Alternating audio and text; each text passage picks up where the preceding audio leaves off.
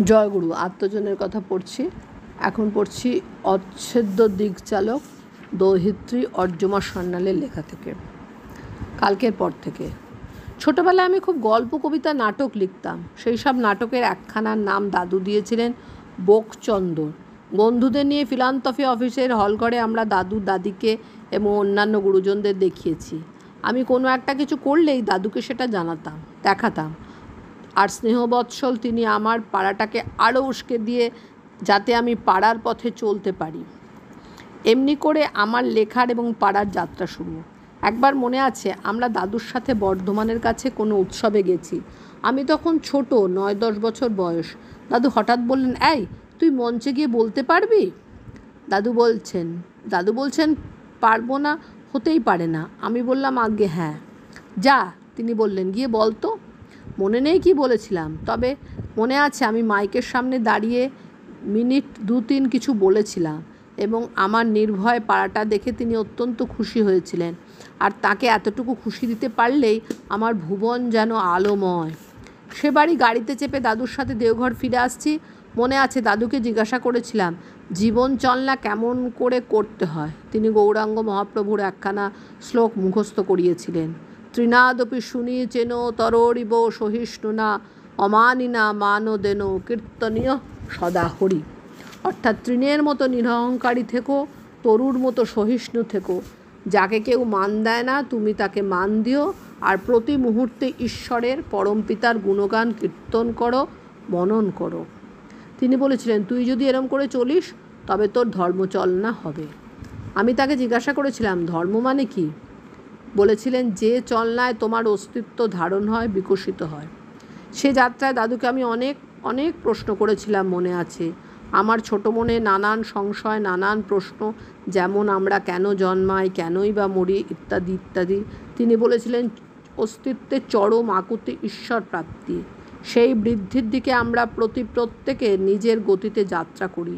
কেউ হয়তো 1 কোটি জীবন বাদে তাকে পায়, কেউ বা 1 জীবনে। প্রত্যেকে তার কর্ম অনুযায়ী অগ্রসর বা অস্তিত্বের চরম মিলনের বেদিমূলে। যেতে যেতে একটা দূর গ্রাম দেখিয়ে বলেছিলেন, তুই আগের জন্মে ওই গ্রামে একটা মুসলমান বউ ছিলি, খুব ইষ্টপ্রাণা ভক্তিমতী ছিলি, তাই এই জন্মে তোর শ্রী ঠাকুরের বড় নাতনির মেয়ে হয়ে জন্মাবার সৌভাগ্য হয়েছে।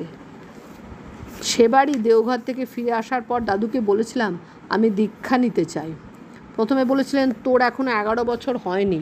পরে আমার অনেক কাকতি মিনতির পরে তার মাধ্যমে আমার দীক্ষা হয়ে যায়। দাদু লতাপাতা গাছগাছালি সম্বন্ধে প্রচণ্ড জ্ঞানবান ছিলেন। চেষ্টা করতেন ছোটদেরও গাছগাছালি সম্বন্ধে শিক্ষা দিতে। ছোটবেলায় কোথাও গেলেই আমাদের বলে দিতেন, জিজ্ঞাসা করতেন গাছগাছালির পরিচয়। দাদুর ইচ্ছা অনুযায়ী মনে আছে, আমি সৎসঙ্গের ভেষজ উদ্যানে তার সাথে এবং একা অনেকবার গাছ চেনার জন্য গেছি। আমি সাঁতার শিখি দেওঘরে বাড়ির মধ্যে সুইমিং পুলে। তখনও স্কুলের গণ্ডি সম্পূর্ণ পার হয়নি। দাদুর সাদর আগ্রহে প্রথম দিন আমার জলের সাথে পরিচয় হলো। দ্বিতীয় দিন থেকে একটা গামছা কোমরে বেঁধে নিয়ে ধরে ধরে সাঁতার কাটতে বললেন। তার বলা কথা, ভয় পাবি না। মনের মধ্যে যেন ভয়কে ঢুকতেই দিত না। মনে আছে, চতুর্থ পঞ্চম দিনে আমি একটু সাঁতার কাটতে শিখে গিয়েছিলাম। প্রথম ডুবে যেতাম, জল খেয়ে ফেলতাম। তবে তিনি বলেছিলেন, তাই আপ্রাণ চেষ্টা করতাম যেমনটা তিনি চাইতেন তেমনটা।